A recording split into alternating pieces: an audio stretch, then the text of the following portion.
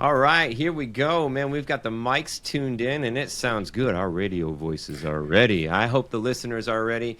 Niyi, welcome to the show, man. How does it feel to be Niyi today?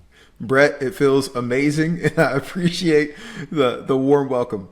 Yes, absolutely. And before we get started here, I have so many questions, and what's so cool. So in the podcast world, we get what's called these one sheets, and one sheets basically like the production team, the marketing, booking teams, all this, conversion of the person to the guest to the host. All of this. Long story short, I see a few things on your one sheet that I love, and I'm excited to talk about and learn more about.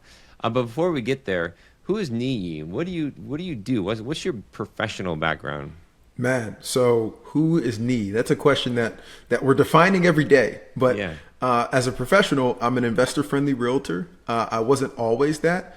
I used to be in medical device sales for about 7 years. And during that time, I discovered real estate and started investing, found a passion for it, and started planning my escape from the W-2 to move into full-time real estate. And we have accomplished that here in 2025. Nice. Well, congratulations. So you were sales and W-2? You weren't like commission based, or how does that work? So I was W-2 in sales. And when you talk about sales in general, you want to try to get into the tech world, right? If you want to be in a corporate, or you want to get into the medical world. Those are the ones that pay the most. So I was in medical device sales where I had a base, I had a car, all the things, and I had commission coming in as well. And I kept using that to invest in real estate. And I made the jump in 2022 from that W-2 world over to full-time real estate as, an investor and realtor. It happened with something at corporate, actually. So I was blessed to be a part of a program where I got to get training and learn about all the different divisions within the corporation. And the first station I had was Louisville, Kentucky. And in Louisville, I was taking over for somebody that had just retired. This guy was like in his 60s. He'd worked 30, 40 years of his life and retired. And all he wanted to do was go build a house in Destin, Florida, and retire and hang out with his family. Unfortunately, 6 months into that retirement, he had a stroke. Oh, no. He's thankfully alive today, but it did impair a good portion of his motor skills to where he can't drive if he wants to, or do half the things that he'd been waiting all his life to do for retirement. And so a switch flipped in my head at that time. I didn't necessarily think, hey, I need to escape the W-2, but I said I need to have some funds on the side that can pay me even when I'm not working, so I can take some time to go enjoy the things and cross stuff off the bucket list now, not later. And so that was what kind of drove me towards some type of investment. Now, I found real estate by Googling and finding the podcast and kind of listening to that and getting a passion for it. But that's how I came to know it. It's funny, we were just talking about books. It's the who, not the how, right? So who, not how. It's trying not to do it all yourself, but seeing, hey, what things can I start to hand off to others to free myself up to do more? And so, for example, when we were scaling that long-term rental portfolio, I bought that first triplex that we talked about. So that was the first 3 units. And then I got promoted and moved into a higher role in the Northeast, thousands of miles away. But I had already developed a connection with my investor-friendly realtor in Louisville, Kentucky. And she kept identifying deals for me, walking them, taking videos to where I could see it and say, hey, I like this, and purchase it. I continued to manage those properties up till about 15 units. And then it was like, hey, between the W-2 and this, I have no time. Like, I literally am going to drop the ball somewhere. And so I had to find and delegate to property management to continue to grow.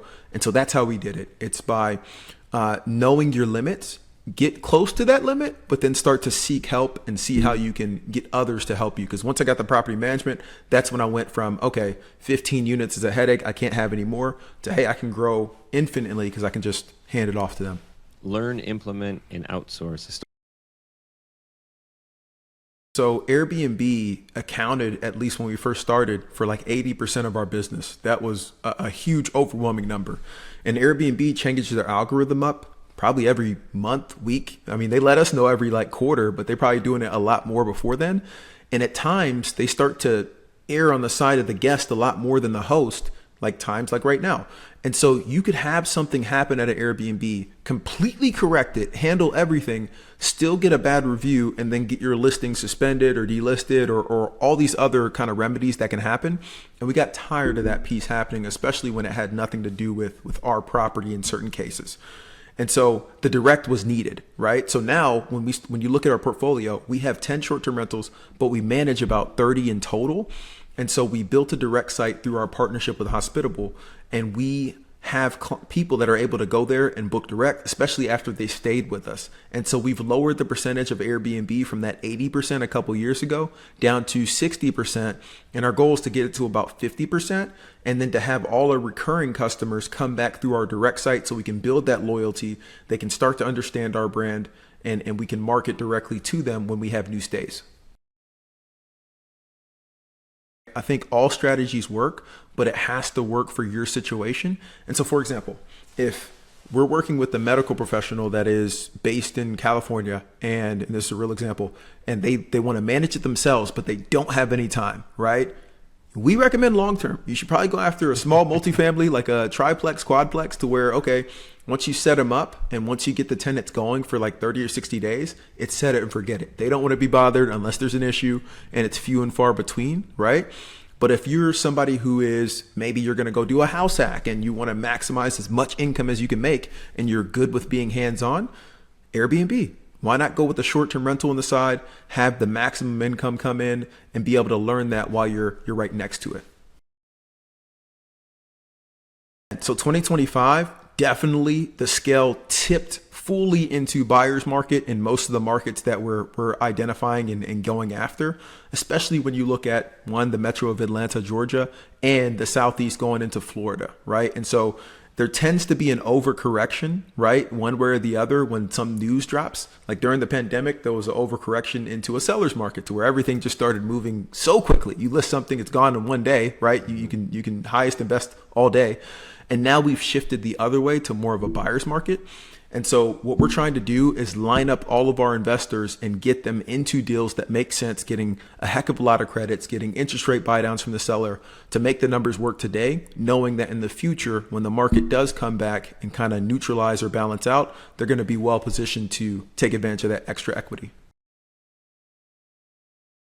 It's one of those things, just to comment on that, like, you're right. Most of the listeners and you and I, you can get focused on like, hey, here goes the goal. I need to go get that goal. But then it's always moving. There's going to be another goal after you hit that one. And so one of the things that I've done that's helped tremendously is twofold. One, I have a fun account, right? Where X% of whatever we make goes into this fun account. And I can do whatever with that, fully clear. Like if I want to go buy something, want to go take a trip, we can do that, right? And it helps. And two, at the beginning of the year, I try to plan out certain trips and add more each year, which is the free time, right? So I got, my brother's trip. I got our anniversary trip. I've got, this year we did like a baby moon, right? Because we got a baby coming. A bunch of different things. The Christmas trip with the family. We try to get those certain things on the calendar so that you do have those breaks to look up and have fun and really, really take advantage of where we are.